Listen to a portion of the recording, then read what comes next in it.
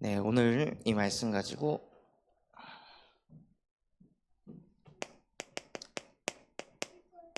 복음이 개인화된 전도 제자.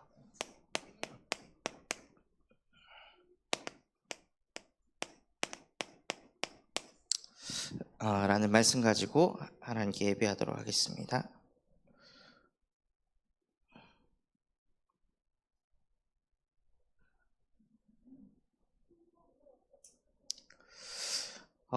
복음이 개인화된 전도 제자는 어떤 응답을 받게 될까요?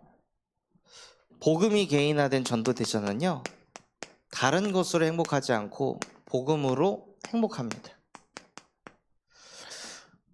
언제 복음으로 행복하냐?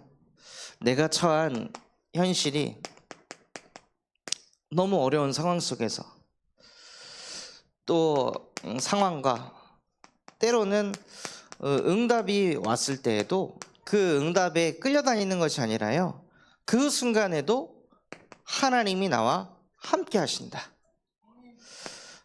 이것으로 행복한 사람이 복음이 개인화된 전도 제자입니다. 이번에 그 제주 캠프를 다녀오면서 제가 비행기를 타기 전에 이렇게 기도를 많이 했던 적이 없었거든요. 그런데 이제 필리비하고 단둘이 이제 비행기를 타야 되니까 그렇게 기도가 많이 되더라고요. 비행기 타기 전에도 하나님 도와주세요. 비행기를 타고 나서도 하나님 도와주세요. 비행기를 타고 가면서 제발 끝까지 잠자게 해주세요. 일어나면 저 진짜 감당이 안 돼요. 저 좀 도와주세요 하고 계속 기도하고 도착해서도 기도하고, 그러니까 비행기 타기 전부터 기도하고, 기다릴 때도 기도하고, 타고서도 기도하고, 가면서도 기도하고, 계속 하나님과 함께가 되는 거예요. 근데 진짜 이 비행기를 여러 번 탔지만 이때만큼 기도한 적이 없었는데 왜 나는 이렇게 많이 기도를 이렇게 되었을까? 왜 이렇게 자꾸 하나님을 찾고 하나님께 부르짖었을까? 그것을 묵상해 보니까요, 고린도서 12장 9절에 내가 내 능력이 약한 그때에 온전하여짐이라. 우리는 능력이 있어야 된다고 생각하는데 하나님께서는 오히려 약할 때 온전해진다고 하시는 거예요. 혼자서 아이를 케어하는 게 힘들다고 내가 할 수 없다는 걸 알고 있으니까 하나님을 바라보고 하나님을 의지하게 되는 거죠. 이게 기도 제목이었거든요. 하나님, 저도 진짜 복음으로 행복하고 싶어요. 다른 것으로 행복한 거 말고 복음으로만 행복한 진짜 전도자가 되고 싶습니다. 이것이 지금 몇 주간 저의 기도 제목인데요, 이거를 붙잡고 있으니까 하나님이요, 복음으로만 행복할 수밖에 없는 현실과 상황과 어떤 조건들을 자꾸 저에게 몰아가시더라고요. 이런 순간 속에서도 내가 너와 함께한다, 이게 자꾸 느려지니까요 행복하더라고요. 그런 악조건 속에서, 두려운 현실 속에서 하나님이 나와 함께 하시는 게 자꾸 고백되어지고 그분을 바라보고 그분께 기도하니까요, 오히려 저의 약함이 저를 온전하게 하는 거예요. 그래서 진짜 복음으로 행복하게 되면 대저의는 다시 일어나려니와. 복음으로 행복하기 때문에 무너지는 상황, 무너질 수밖에 없는 현실, 오지 않는 응답, 이 속에서도 복음으로 행복하니까 그 의는 일어나게 되어 있습니다. 그래서 의는 일어날 거기 때문에 우리가 수시때때로 진짜 너무 힘들다, 안 되겠다, 어떡하지? 라고 막 생각이 치고 들어올 때요, 고백하시는 거예요. 그래도 난 죽지 않는다. 그래도 난 끝나지 않는다. 왜냐? 하나님이 지금도 나와 함께하고 계시니까. 하고 오히려 나는 남들이 봤을 때는 죽어야 되는 상황인데, 남들이 봤을 때는 무너져야 되는 현실인데, 남들이 봤을 때는 진짜 아무 응답이 없어가지고 완전히 자괴감에 빠져야 되는 현실인데, 이 속에서도 창조주가 나와 함께 하십니다. 하고 신앙을 고백하시는 겁니다. 자꾸 이것을 고백하고 이분이 나와 함께 한다고 선포할 때요, 우리도 모르게 알 수 없는 영적인 힘이 생기게 됩니다. 왜냐하면 우리는 그렇게 창조되었기 때문입니다. 창조주이신 하나님과 함께 하도록 창조되었기 때문에, 창조주이신 하나님이 나와 함께 한다고 그냥 선포하고 고백만 해도 이상하게 어디서 알 수 없는 힘이 생기는 거예요. 그래서 오직 여호와를 앙망하는 자는 새 힘을 얻을 것이다. 혹시 이 말씀 구절대로 또 무너지는 상황 속에 있으십니까? 또 어려운 가운데 있으십니까? 그때 무엇 하시냐? 여호와를 앙망하시기 바랍니다. 오직 여호와를 앙망할 때 하나님이 주시는 새 힘을 가지고 여호와께서 지금 나를 일으켜 세우시는구나, 이것을 체험하고 누리시는 거예요. 그런데 이걸 놓치게 되면요, 이 말씀처럼 되는 거예요. 잠언 24장 16절처럼 대저 의인은 7번 무너져도 다시 일어나는데 악인은 재앙을 맞아서 무너진다고 되어 있어요. 그러니까 재앙이, 문제가, 어려움이 막 몰려왔을 때 무슨 생각이 딱 잡히냐? 안 되겠다. 아, 난 안 되겠다. 아, 진짜 우리 집은 안 되겠다. 아, 우리 애들은 진짜 안 되겠다. 이 생각들이 막 몰려오는 거죠. 의인의 축복을 누려야 되는데요, 창조주이신 하나님과 함께가 안 되기 시작하면 자꾸 우리도 모르게 안 되겠는데, 안 될 것 같은데, 이 생각이 막 치고 들어온다는 거예요. 근데 이 안 되겠다라고 생각할 때 누가 봐도 안 될 현실이에요. 누가 봐도 안 된 상황이에요. 누가 봐도 안 될 수밖에 없는 응답 속으로 가고 있어요. 그런데 이 생각을 누가 하냐? 하나님이 하시는 게 아니라 다 내가 한다는 거예요. 내가 그렇게 이미 결정을 하는 거예요. 내가 안 될 것 같다고. 나는 진짜 못할 것 같다고. 그 제주공항에 이제 도착해가지고 비행기를 이제 기다리는데, 너무 체력이 이제 다 떨어지고 막 눈이 다 풀리고, 얘를 또 이제 비행기 태워가지고 갈 생각에 또 도착해서 또 수요 예배를 인도해야 될 생각들이 막 들어오니까 안 되겠다. 나는 안 되겠다. 이거 어떡하지? 수요 예배 어떻게 해야지? 이거 안 될 것 같은데, 여수 예배를 틀어야 되나? 어떡하지? 막 이 오만 가지 생각들이 막 다 들어오는 거예요. 하나님이 안 되겠다가 아니라 내가 지금 내 현실, 내 상황, 내 상태만 자꾸 생각하니까 생각이 여기에 딱 잡히는 거예요. 근데 눈에 보이지 않게 내가 하게 뒤에 사단이라는 존재가, 창조주가 지금 안 될 것 같은 너의 현실 속에서 함께 하셔, 이것만 못하게 하는 거죠. 오만 가지 생각은 다 하게 하는데 이 사단은 진리 양패만 못 서게 하는 거예요. 아니, 이 상황 속에서 난 죽지 않아. 아니, 난 아직 안 끝났어. 하나님이 나와 함께 하셔서 나를 증인으로 세우실 거야 하고 딱 언약을 붙잡고 기도하기보다, 이 사단이라는 존재는 끊임없이 아니, 나는 안 돼. 아니, 나는 못해. 이때는 쓰러져야 돼. 무너져야 돼. 이 생각이 그냥 잡혀버리는 거예요. 이번에 제주 캠프 가서 제가 이번에는 노숙자 현장을 가게 됐거든요. 노숙자 현장을 가가지고 이제 그분을 만났는데, 시에서 뭘 했냐? 실험을 한 거예요. 그 노숙자들을 데리고 노숙자들에게 집도 주고 직장도 구해주고 다 해준 거예요. 한 달 뒤에 공원 가서 누워서 술 마시고 자고 있어요. 사람들이 봤을 때는 경제가 없어가지고, 실제로 만나갖고 이제 소통했던 그분은 제주도에 한 80%에서 90%의 그 현장 일이 없어져가지고 자기가 지금 이렇게 나와갖고 이런 삶을 살고 있다고, 이제 이런 식으로 이야기를 했거든요. 근데 그쪽 복지 쪽에서 근무하신 분 이야기를 들어보니까 실제 집도 주고 직장도 구해줘도 이 사람들이 한 달쯤 지나면은 다시 그냥 노숙을 한다는 거예요. 그러니까 이게 경제 문제가 아니라 뭐냐? 영적 문제라는 거죠. 경제를 아무리 주고 좋은 환경을 주고 좋은 현실을 만들어줘도 원래 인간은 하나님과 함께 해야 되는데 그 하나님이 나와 함께 하심이 마음속에서부터 믿어지지 않고 누가 얘기도 안 해주니까 그 답답하고 공허한 마음을 자꾸 유리방황하면서 그걸 채워나가는 거예요. 그래서 그 현장에 가서도 진짜 느낀 게 무엇이냐? 아, 진짜 인간의 문제는 한 가지구나. 하나님이 나와 함께하는 게 안 믿어지는 거. 하나님과 함께가 안 누려지기 때문에 인간이 자꾸 이렇게 유리방황할 수밖에 없구나. 왜냐? 눈에 보이지 않는 이 사단도 저와 여러분에게 24 역사하고 25의 능력으로 영원히 저와 여러분의 생각과 마음, 영혼 속에 계속 파고들기 때문에 그 어떤 인간도 이 사단의 역사를 못 이긴다는 거예요. 아무리 돈을 줘도 아무리 좋은 현실 만들어줘도 위로해주고 막 들어주고 해도 안 된다는 거죠.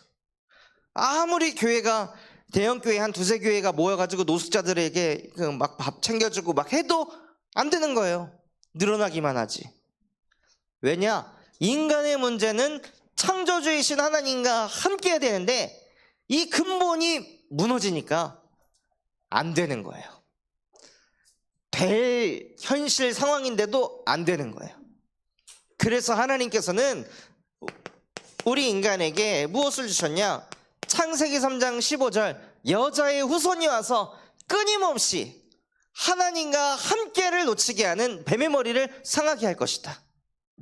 하나님이 함께하는 것보다 자꾸 현실, 상황, 지금 내가 가진 응답 이것만 바라보게 하는 뱀의 머리를 상하게 할 것이다 하고 하나님께서 여자의 후손을 약속하신 것입니다.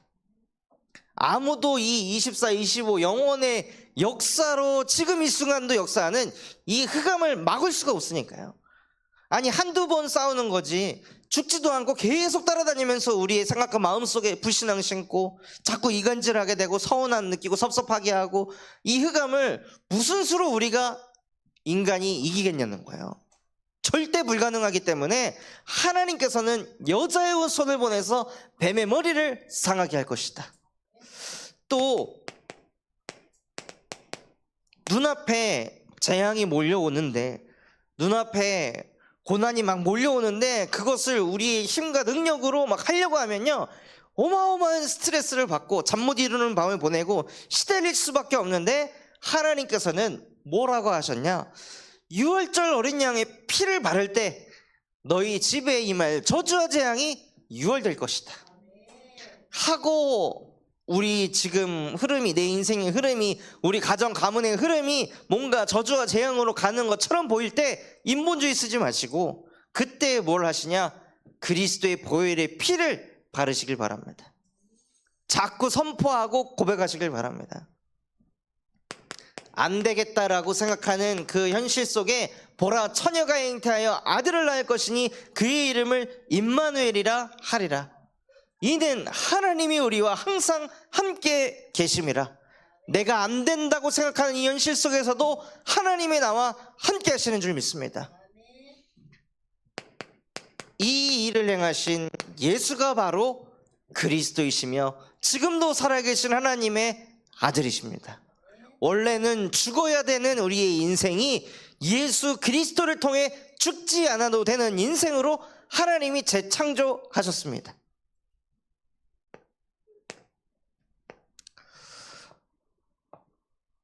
그래서 이 예수 그리스도의 복음 때문에 우리는 죽지 않는 것입니다. 죽지 않는 것을 넘어서요 하나님께서 저와 여러분을 무엇으로 세워가시냐? 난 증인이다. 무엇의 증인 되게 하시냐면요 안 될 것 같은 그 현실 상황 속이 아니라 아 이것이 바로 주님의 품이구나.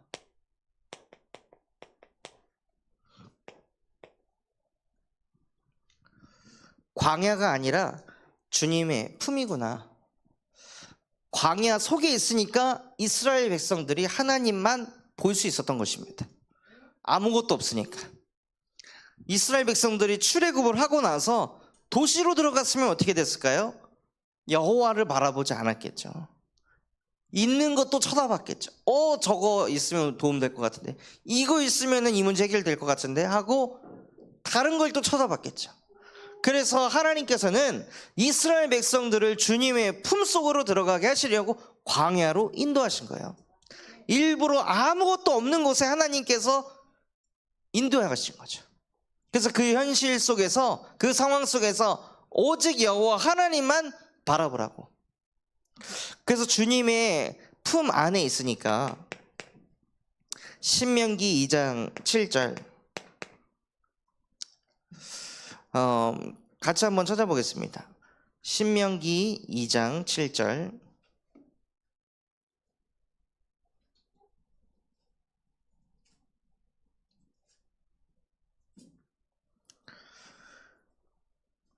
말씀, 한 절 말씀을 같이 한번 합독해 보겠습니다.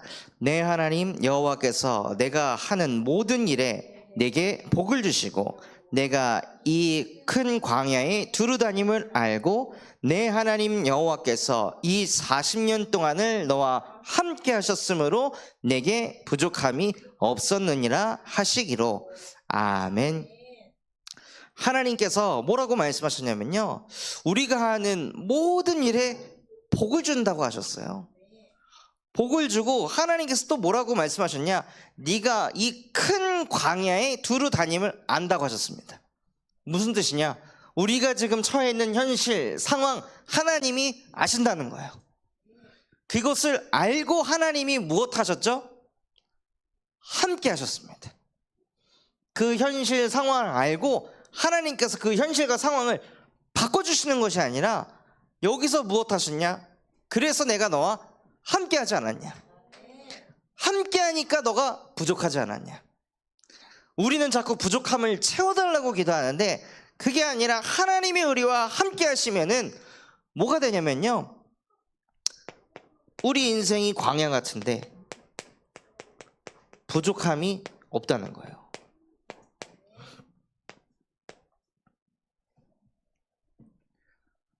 이번에 제주 캠프 하면서 그 아들이랑 계속 붙어 다니는데 이 아이가 저랑 함께 있으면은요 부족한 게 없어요. 뭐 볼일을 보면은 갈아주고, 옷이 더러지면은 갈아입혀주고, 배고프다고 하면은 먹여주고, 졸리다고 하면 재워주고, 원하지 않아도 함께 하니까 모든 부족함을 부모가 다 채워주는 거예요.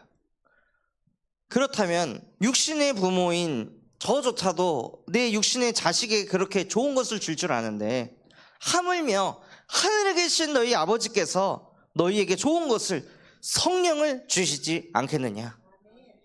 진짜 받을 응답이 무엇이냐면요, 하나님 이 광야에서 나를 건져주세요가 아니라 하나님 이 광야 속에서도 하나님이 나와 함께 하심을 보게 해주세요. 광야가 문제되지 않을 만큼 여호와께서 나의 목자이시기 때문에 부족함이 없게 하여 주옵소서 하고 이것의 증인이 되시는 거예요.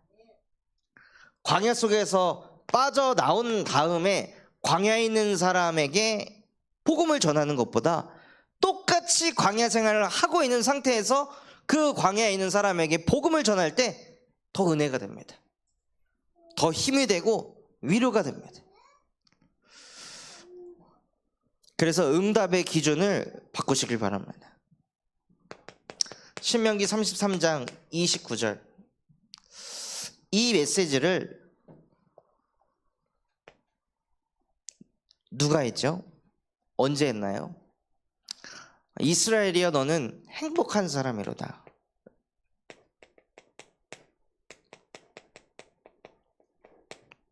근데 이 메시지를 누가 했냐? 모세가 했어요.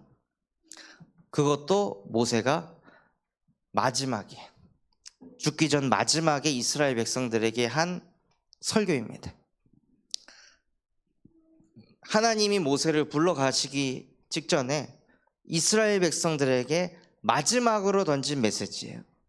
이스라엘아, 너는 행복한 사람이로다. 너와 같이 구원을 받은 자가 누구냐? 저와 여러분이 무엇의 증인이 되어야겠습니까? 막 뭐 신앙생활 하니까는 경제 응답 받고 건강 치유되고 자녀가 이렇게 됐고, 그게 아니라요, 구원받은 것의 증인이 돼야 되는 거예요. 아, 나 진짜 구원받았구나. 하나님이 나와 함께 하셔서 그분께서 나에게 방패가 되시고 그분께서 나에게 영광의 칼이 되셔서 내 평생에 너를 대적할 자 없게 할 것이다. 이것이 내 가슴에 부딪혀가지고 늘 염려 걱정하던 내 인생이 구원받아서 하나님이 나와 함께 하시는 게 믿어져서 이렇게 내가 평안할 수 있다니, 정말 나는 행복한 자구나. 이것의 증인이 되시길 바랍니다. 그래서 대저의인은 다시 일어나려니와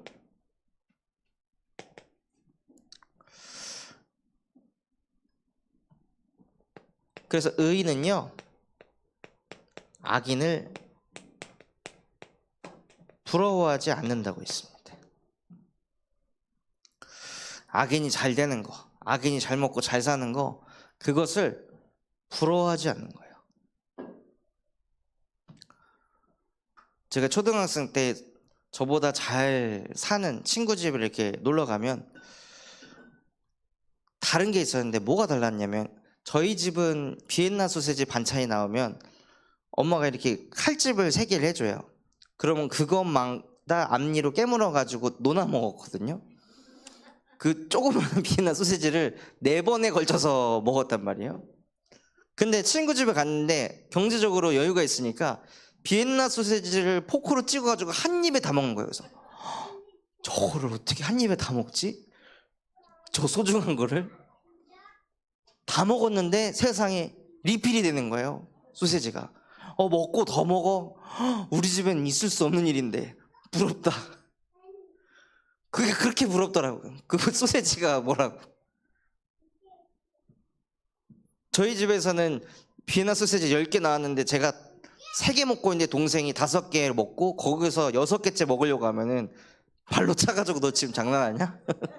너 지금 몇 개 먹었어? 너는 배려가 없냐? 막 하면서 그 소세지 가지고 그거 아무것도 아닌 거 가지고 막 싸우는 수준인데,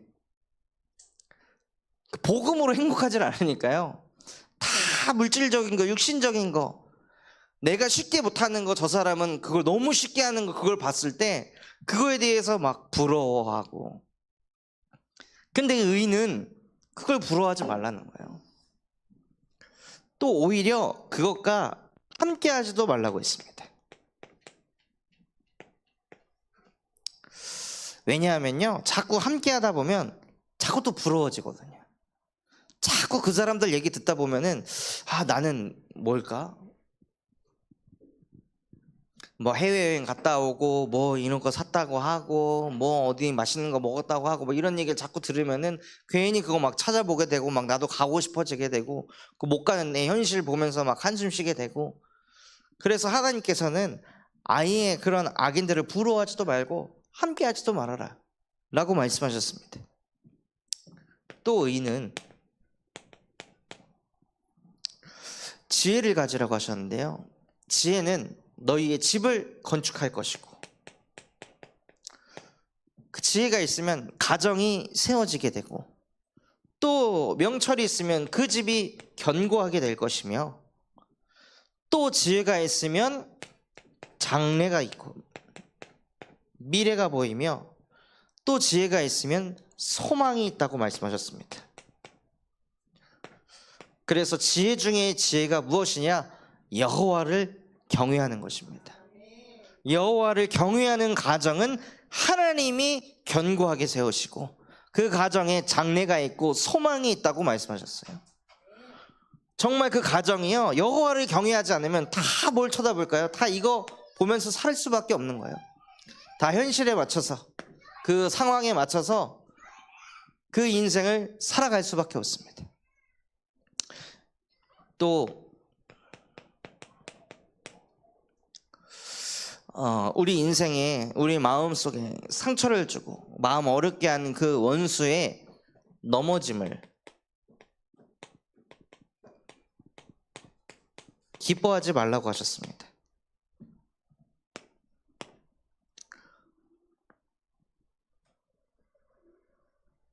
왜 기뻐하지 말라고 하셨냐면 그 원수에게 임할 게 너에게 임할 것이다 라고 성경에 그렇게 돼 있거든요.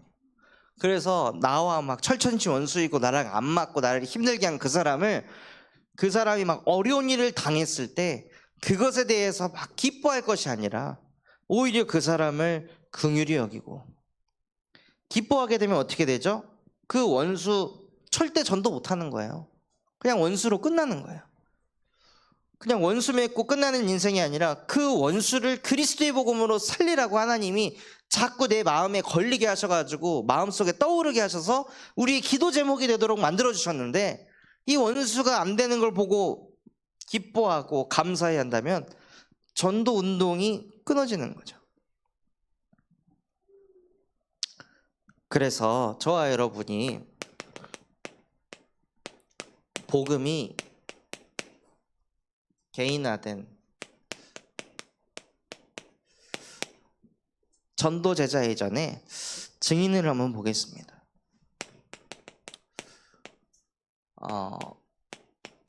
하나님께서 복음 개인화를 어떻게 시키셨냐면요, 자녀 문제를 통해서요. 우리 자녀들은 진짜 왜 이럴까? 언제 좀 세워질까?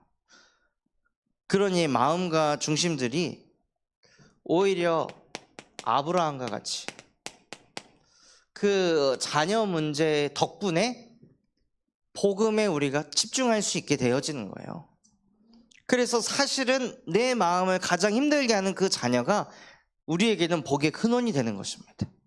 이 자녀가 아니었다면 내가 하나님한테 무릎 꿇지 않았을 텐데, 이 자녀가 아니었다면 내가 하나님 앞에 정말 애통한 마음을 가지고 심령이 가난한 마음을 가지고 복음 붙잡으려고 하고 기도하려고 하지 않았을 텐데, 오히려 이 아이 때문에 하나님 앞에 무릎 꿇게 해주셔서 감사합니다. 그러면서 저와 여러분의 복음을 개인화시켜 가시는 거예요. 아브라함도 처음에는 이 자녀 안 생기는 문제 때문에 얼마나 많이 시달렸겠어요.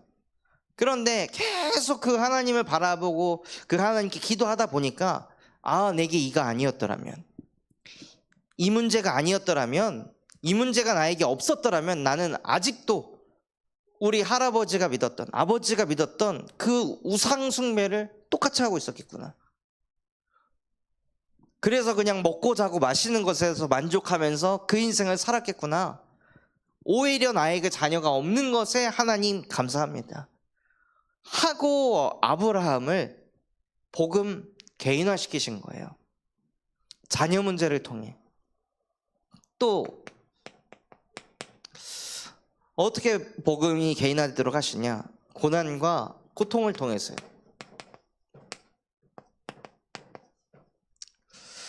출애굽기 2장 23절에서 25절에 이스라엘 백성들이 애굽에서 계속 고난이 점점 더 심해지고, 오히려 그 이들에게 더한 짐을 올려라 해가지고 핍박을 하니까 이스라엘 백성들이 더 번성했다고 성경이 기록되어 있거든요. 그러니까는 무서우니까는 더욱독하게 해서 고난과 고통을 가중을 시켰습니다. 그러니까 이스라엘 백성들이 무엇하냐? 여호와 하나님께 부르짖기 시작하는 거예요. 그 전에 고난과 고통이 없을 때는 하나님 안 바라보고 역시 우리 민족, 역시 우리 자녀, 역시 우리 가족, 이 생각에 딱 갇혀 있었는데, 고난과 고통이 몰려오니까 이 이스라엘 백성들이 여호와께 부르짖기 시작하는 거죠. 그래서 우리가 가진 고난과 고통은요, 복음 개인화를 위한 최고의 축복인 것입니다. 또 우리가 낙심하거나 불안할 때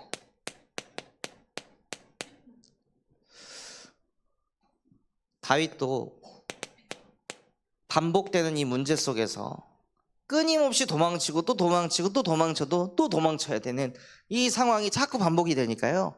다윗도 내 영혼이여 어찌하여 네가 낙심하는가?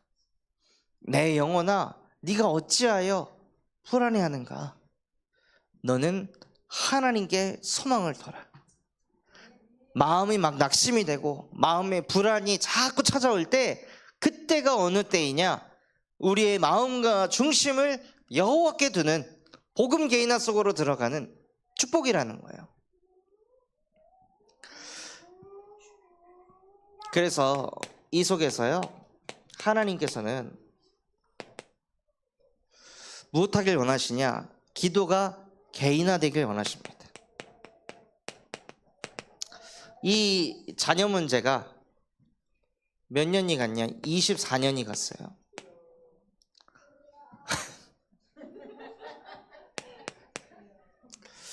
이 자녀 문제가 24년이 가는 동안 아브라함이 막 시달리면서 사는 것이 아니라 24년 동안 하나님을 떠나지 않고 하나님이 주신 언약의 말씀 붙잡고 계속 기도하고 또 기도하면서 기도가 개인화된 거예요.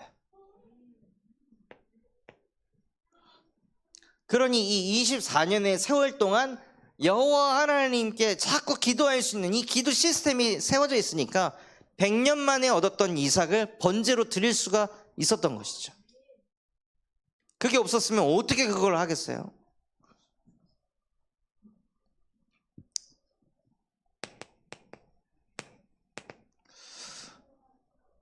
또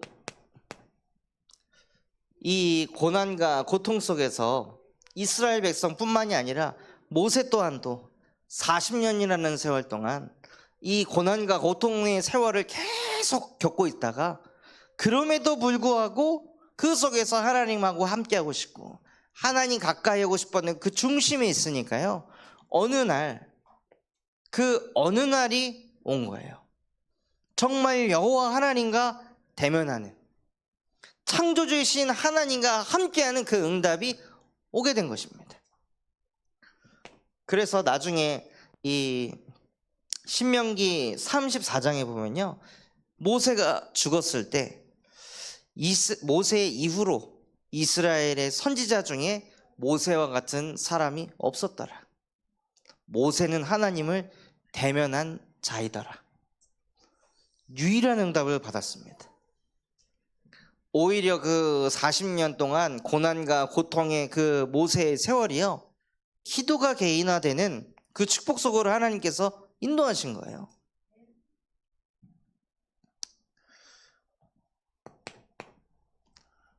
그리고 다윗이 이 끊임없이 낙심하고 불안해하고 가운데서도 하나님을 바라보고 하나님께 기도하는 그 기도 개인화 속으로 들어가게 하시니까 나중에는 여호와 하나님을 오히려 경외하는 상태까지 갑니다. 낙심될 일이, 불안한 일이 그대로 있는데도 불구하고 기도가 개인화가 되니까 이게 다윗을 건드릴 수가 없는 거예요.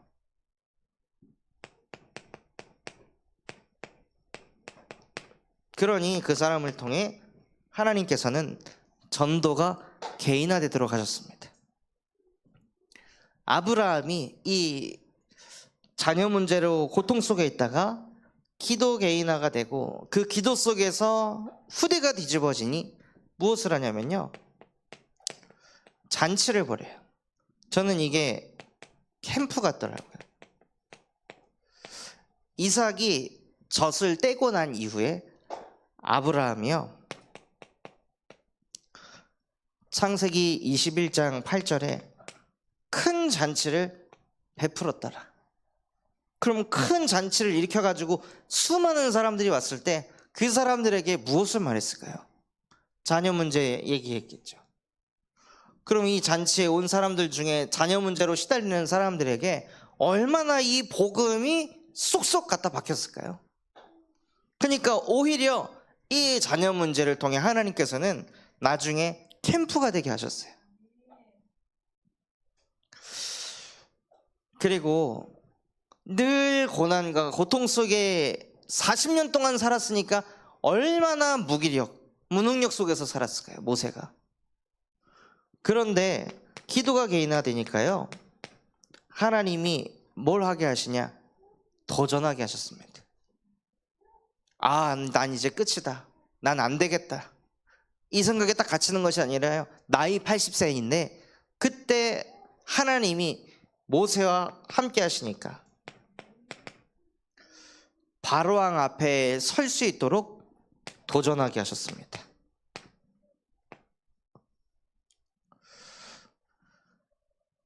또 다윗이 기도가 개인화가 되니까요, 하나님께서 무슨 응답을 주셨냐? 용서하는 응답을 주셨습니다.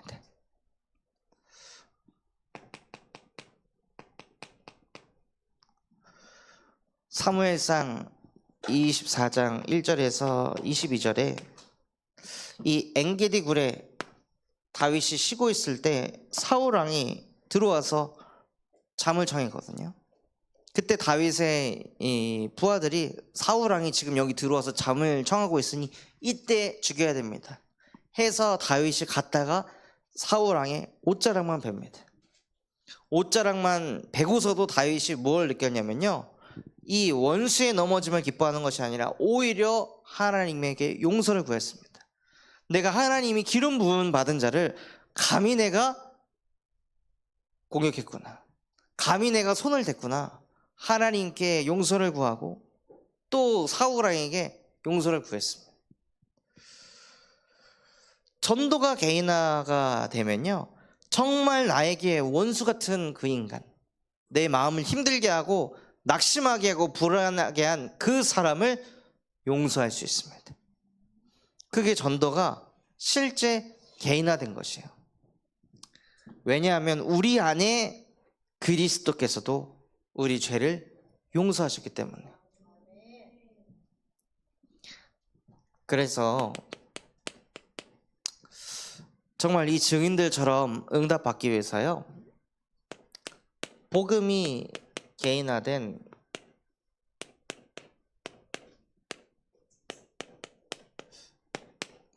전도 제자의 응답을 누리기 위해서는 가장 먼저 받아야 될 응답이요, 예배가 달라져야 됩니다. 그래서 여기 계신 분들만큼이라도요, 주일날 적어도 10분 전에 착석을 하셔서 성경 말씀을 읽거나 기도를 하거나 찬양을 하는 거예요. 저희 교회가 지금 약한 부분이 이 부분이거든요. 영상으로 이제 예배를 드리다 보니까 이런 분위기가 잘 안 잡히더라고요. 그럼 그 분위기를 누가 보죠? 새 가족이 봐요.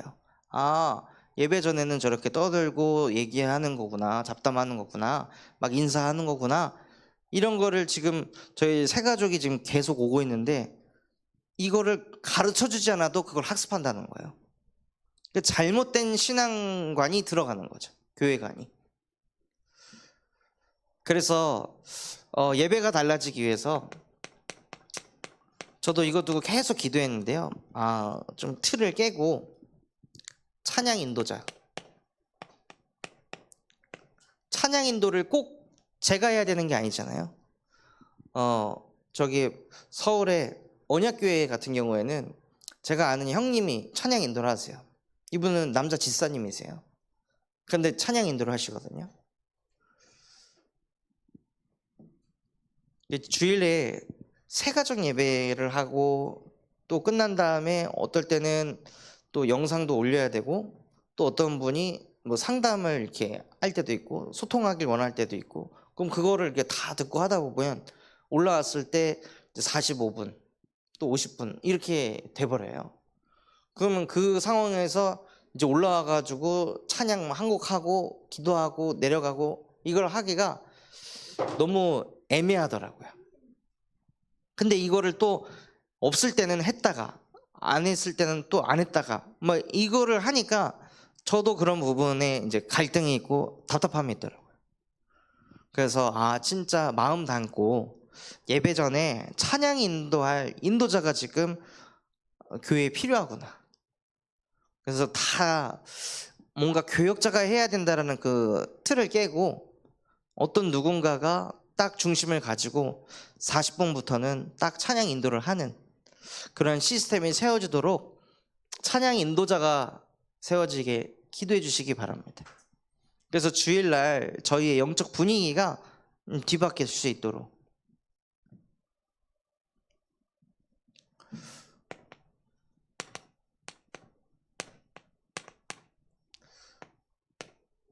그래서 주의 말씀을 예배 때 누구보다도 신뢰하고 선지자를 신뢰할 때 우리의 인생이 형통해진다고 했습니다. 그래서 예배가 달라지기 위해서는 그 예배 시간을 두고 기도하고 예배 시간을 두고 찬양하면서 흑암이 무너져야 그 예배가 예배다워진다는 거예요. 그렇게 말씀을 받아야 뭘 할 수 있냐? 사모를 할 수가 있는 겁니다. 예배가 안 되는데 어떻게 사모를 할 수 있을까요? 그럼 사모를 창조해야 되는 거예요. 그러니까 사모를 할 때 스트레스를 받는 거죠. 그리고 이번 캠프 때 가장 큰 핵심이 무엇이냐면요, 5기초를 응답받는 거예요. 5기초가 무엇이냐? 5기초의 그 현장을 내가 만들어내는 것이 아니라 5기초를 두고 말씀 받고 기도하는 거예요. 그 첫 번째가 무엇이냐면요, 바로 나의 상태입니다.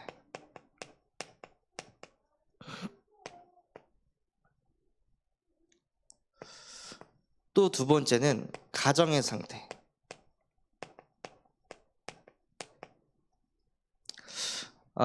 제가 이번에 캠프 때 3개의 팀으로 나눠져 가지고 5기초를 이제 훈련을 시키는 그런 이제 시간이 있었는데, 그때 무엇을 좀 전달을 했었냐면요, 이 5기초를 할 때 그냥 나에게 필요한 말씀이 이거, 가정에게 필요한 말씀이 이거, 뭐 만남에는 이거 말고 뭐가 돼야 되냐면요, 나의 상태가 정리가 돼야 되는 거예요.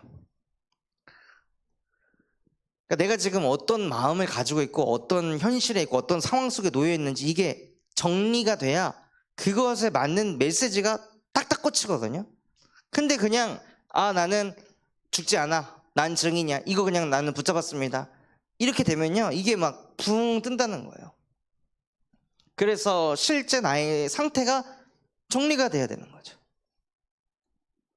그래서 저희의 상태가 강단 말씀을 딱 받을 때 이제 사모가 지금 아픔 속에 있으니까 필리비를 케어를 내가 또 해야 되고, 그 상황에서 또 목회도 하고 현장도 뛰고 가정일도 하고 또 간병일도 하고 또 목사고시 준비하고 이거를 다 해야 되는데, 이거를 막 생각하니까 너무 압박이 오고 힘이 드는 거예요. 그런데 그 상태를 가지고 말씀을 받으니까요, 그 상황이지만 나는 죽지 않는다, 그 상황이지만 나는 무너지지 않고 여호와께서 나를 이 상황 속에서도 이렇게 세우실 것이다 하고 말씀을 딱 붙잡으니까 나의 상태가 뒤집어지는 거예요. 그 말씀을 받을 때 지금 내가 어떤 마음을 가지고 있고 어떤 상태에 있는지 그거를 편집하고 말씀을 받는 거죠. 또 우리 가정의 상태, 저를 이렇게 적용을 해서 전달을 하겠습니다. 허리를 다쳐가지고 사모가 아픔 속에 있는데 생각이 막 치고 들어오는 거예요. 불안한 생각이. 이게 치유가 안 되면 어떡하지? 고질병이 되면 어떡하지? 이런 생각들이 막 자꾸 들어오는데, 제게 이 말씀이 하나님께서 제 가슴에 박히게 하셨거든요. 너도 의인이지만 네 아내도 의인 아니냐? 그렇다면 7번 넘어질지라도 여호와께서 일으켜 세우실 것이다. 걱정하지 마라. 하나님이 너와도 함께 하지만 네 아내하고도 함께 하신다 하니까는 마음에 믿음이 생기는 거예요. 그래서 그거 두고 하나님께서 또 답을 주시고,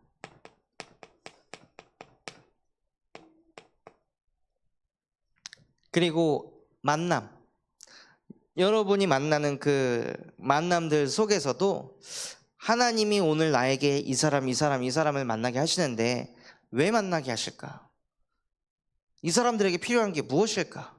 근데 결국 그 필요한 게 무엇이냐면요, 여러분 가슴 속에 부딪힌 말씀이 그 현장에 필요합니다. 그래서 말씀을 우리한테 심어주신 거예요. 이번에 제주 캠프를 가는데도 팀 구성이 어떻게 됐냐면은 저기 김송린 권사님하고 정경희 권사님하고 같은 팀이 됐어요.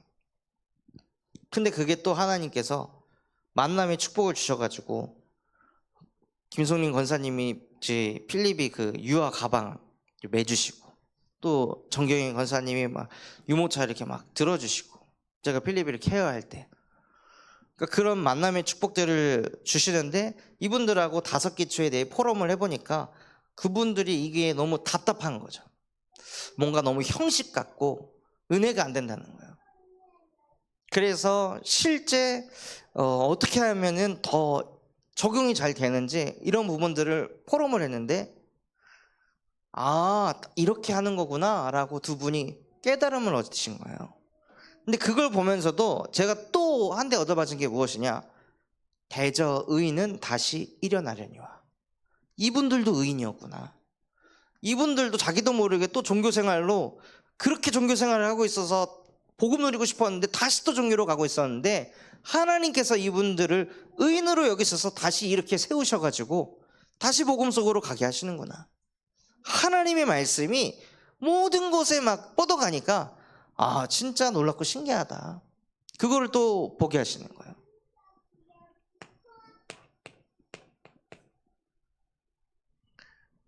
그리고 업이라고 하면은 뭐라고 생각하시나요? 엄마는 업이 아닌가요? 자녀는 업이 아닐까요? 부모는 업이 아니에요? 그것도 업이에요. 근데 사람들은 돈을 버는 것만 업이라고 생각해요. 물질 중심이라. 뭔가 천명기업 하는 것만 업이라고 생각하는 거예요. 그게 잘못된 거죠. 하나님이 주신 업, 권사는 업이 아니에요? 업이에요. 집사는 업이 아닌가요? 업이에요. 그런데 사람들은 그걸 업이라고 생각을 안 하는 거예요. 그 속에서 하나님이 이걸 통해 무엇을 하길 원하시는지 질문하면서 찾아야 되는데, 자꾸 우리는 경제 활동을 하는 것만 업이라고 속고 있다는 거죠.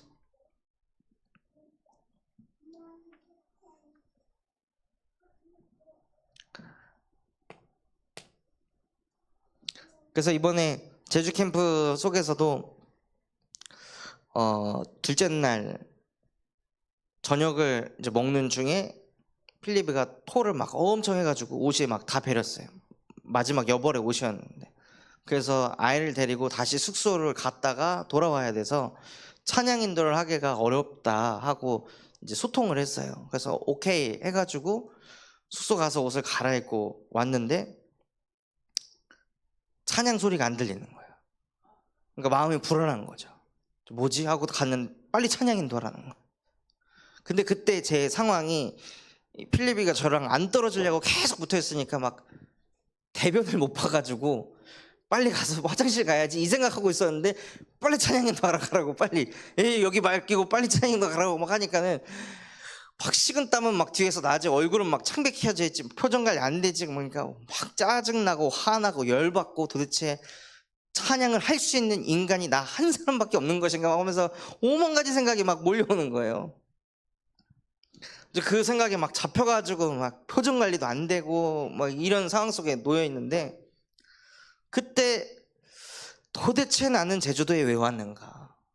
나는 육아를 하려고 제주도에 온 것인가? 비행기 타고 여기까지 와가지고, 육아는 군산에서 하면 되는데 왜 내가 여기 와가지고 육아 하고 있는 거지? 나의 업은 뭐지? 너 찬양 사역자로 온 거잖아. 네가 앞에서 찬양하고 그 찬양을 통해 그곳에 있는 캠프에 있는 사람들이 먼저 마음이 활짝 열린 상태에서, 그 상태에서 담임 목사님 말씀을 딱 선포할 때 그때 성령이 역사하는 그 팀 구성으로 네가 여기 온 거잖아. 근데 너 지금 무슨 생각하는 거야? 하고 저의 업을 찾았는데 치유가 일어나는 거죠. 은혜가 되는 거예요. 그래, 이런 상황 속에서도 하나님이 나와 함께 하시지. 그리고 자꾸 이는 하나님이를 내가 안 하고 있구나. 이 상황도 이는 하나님인데 그래도 그렇지. 아니 어떻게 이럴 수 있어? 자꾸 이는 하나님이를 안 하고 그래도 그렇지. 아니 왜 그래? 이 생각을 자꾸 집어넣어서 누리지를 못하게 하는 거예요. 뭔가에 제가 갇혀 있어가지고. 그런데 저의 업을 찾으니까 치유되고 해방되게 하시더라고요. 또 지역을 두고, 그래서 이 지역 앞에 하나님께서 옥산초가 있게 하셨는데, 이제 방학도 끝나고 이제 학교가 원활하게 돌아가니까 그 교장 선생님을 이제 10월달 본 캠프 이전에 미리 만나가지고 예비 캠프를 해야겠다 하고 하나님이 그러한 마음을 주시더라고요. 그래서 우리 후대들이 의인은 7번 무너져도 일어나는데 이 아이들이 악인이 되면 그냥 재앙 만나서 그냥 무너져 버려가지고 아무것도 못하는 그냥 기초생활 수급자가 되고 차상위 계층자가 돼서 그냥 복지 대상자가 되도록 만들어야겠냐. 정말 우리 후대들이 왜 복음의 말씀을 들어야 되는지, 왜 후대를 복음화해야 되는지 그분에게 가서 이걸 꼭 전달해야겠다 하고 하나님이 기도 제목을 주시더라고요.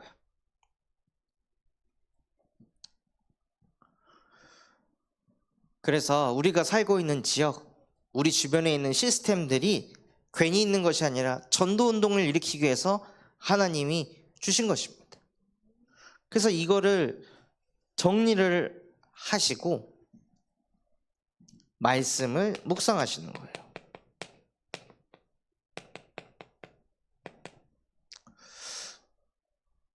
무엇이냐? 하나님이 내 마음속에 담게 하신 단어, 혹은 말씀 구절, 혹은 강단의 제목을 가지고 묵상을 하시면서 같이 무엇을 하시냐면요, 이 5기초 현장을 함께 묵상하시는 거예요. 이거를 왜 나에게 담게 하셨지? 지금 나는 이런 인생 속에 있는데, 결국 이 5기초는 무엇을 얘기하냐면요, 우리 인생을 말하고 있는 겁니다. 그러니까 5기초를 정리한다는 건 나의 인생을 다시 되돌아본다는 거죠. 근데 많은 사람들이 그냥 하루하루를 살아요. 내 인생이 어떻게 흘러가는지 안 보여요. 응답이 어떻게 오는지도 안 보여요. 그냥 가는 거예요. 그래서 5기초 현장을 편집하고 그곳에다가 하나님이 내 가슴속에 부딪히게 하신 단어, 구절, 강단 제목을 가지고 붙여서 말씀을 묵상하시는 거예요. 그러면서 뭘 하냐? 그 말씀을 적용을 해보시는 거죠. 그때 뭐가 일어나냐면요, 가장 먼저 치유가 일어납니다. 내 생각이 치유가 돼요. 내 기준이 깨지고 복음의 기준으로 하나님이 치유를 시켜주세요. 그리고 적용을 하시면서 어떻게 하시냐?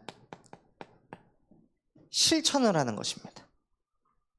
나의 이 말을 듣고 행하는 자는 지혜로운 자라고 했습니다. 반석 위에 집을 짓는 자라고 했습니다. 여기서 지혜 있는 자는 가정이 건축되고 견고해지며 장래가 있고 소망이 있다고 했는데, 이 지혜가 여호와를 경외하는 것인데 그걸 어떻게 하냐? 하나님의 말씀, 내게 주신 말씀을 가지고 실천을 해보는 거예요. 그리고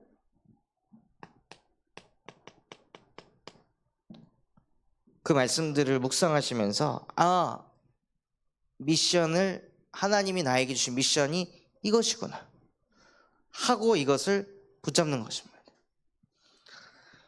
이렇게 하면 뭐가 일어날까요? 무조건 변화가 일어납니다. 변화가 일어나면 난 증인이다라고 말하지 않아도 증인이 됩니다. 지금 우리 교회에 온 이제 새가족 청년, 그 양고은 청년이 자꾸 은혜를 받으니까 이 청년이 조깅을 하면서도 하나님이 나와 함께하는 걸 가지고 막 기도하고 소통하고 이러니까 막 너무 행복한 거예요. 그리고 나는 소중한 사람이구나. 예수 그리스도께서 십자가에 못 박혀 죽으실 만큼. 그러니까 이거를 자꾸 운동을 할 때에도 무시로 수시로 자꾸 기도하면서 은혜를 받으니까 러닝을 하다가 조깅을 하다가 만난 친구들한테 내가 만난 그리스도, 내가 만난 하나님을 다 전하는 거예요. 새 가족인데요. 얼마나 좋으면 그게 전달되겠어요. 변화가 일어날 수밖에 없는 거예요. 그래서 결론으로요, 저와 여러분이 이제 본 캠프가 한 달 남았는데 사모늘을 가지고 5기초 현장 속에 적용을 해보시는 겁니다. 그래서 이것을 앞으로는 이제 미션홈 현장에서도 계속 훈련이 되어지도록, 그래서 요 훈련이 되어지는 과정 속에 하나님이 하시는 전도 운동을 다 같이 확인하도록 도와야겠구나. 그래서 이번에 캠프 가가지고 이제 포럼을 들어보니까 여수의 그 청년들이 지금 창업을 했잖아요. 뷰티샵을 만들어 갖고 거기서 매일 1시간 전에 출근해 가지고 예배하고, 그 뷰티 직외에 세워 가지고 거기서 자꾸 예배를 하니까 하나님이 거기에 막 청년들을 자꾸 보내신대요. 그래서 자기 친구가 와 가지고 예수 그리스도를 영접하고 막 이런 거를 지금 막 보고 있다 하더라고요. 그러면서 이 청년들이 5기초를 계속 하면서 서로 포럼하고, 그러니까 새벽 예배만 하는 게 아니라 이것도 같이 해가지고 하나님의 은혜 속으로 들어가니까 거기다가 하나님의 은혜 영혼들을 갖다 보내시더라고요. 그래서 이 훈련들을 지금부터 본격적으로 하고, 이번 성강 메시지에서도 캠프는 다락방을 중심으로 이렇게 해야 된다, 그게 제 가슴속에 담기더라고요. 그래서 모르는 사람 찾아가가지고 막 그 가슴 떨리는 마음으로 낙심하고 막 불안해하는 마음으로 복음 전하는 것이 아니라, 다락방 현장을 깔아놓고 캠프 팀들이 왔을 때 그 다락방 현장에 가서 같이 예배하면서 실제 현장의 말씀 운동이 어떻게 일어나는지, 또 그 다락방 현장에 전도 대상자를 초청해가지고 그 현장에서 복음이 뻗어가는 것을 이거를 이제는 보여줘야겠구나 하고 기도 제목이 생기더라고요. 그래서 전도 대상자를 찾아가가지고 복음 전하고 영접하고 문 여는 것도 중요하지만, 진짜 응답은 우리가 시스템을 깔아놓고 그 현장에 오라고 해서 실제 다락방이 무엇인지 그것을 일으켜야겠구나. 그래서 다락방 전도 운동을 일으키는 교회가 되도록 지금 구시 기도에도 또 새벽에도 저희가 계속 기도하고 있는데요. 그 응답이 이루어질 수 있도록 10월에 캠프를 두고 기대해 주시면 감사하겠습니다. 그래서 정말 5기초가 사모눈을 통해 편집이 되어져서 복음이 개인화된 전도 제자의 응답 누리시기를 예수 그리스도의 이름으로 기도하겠습니다.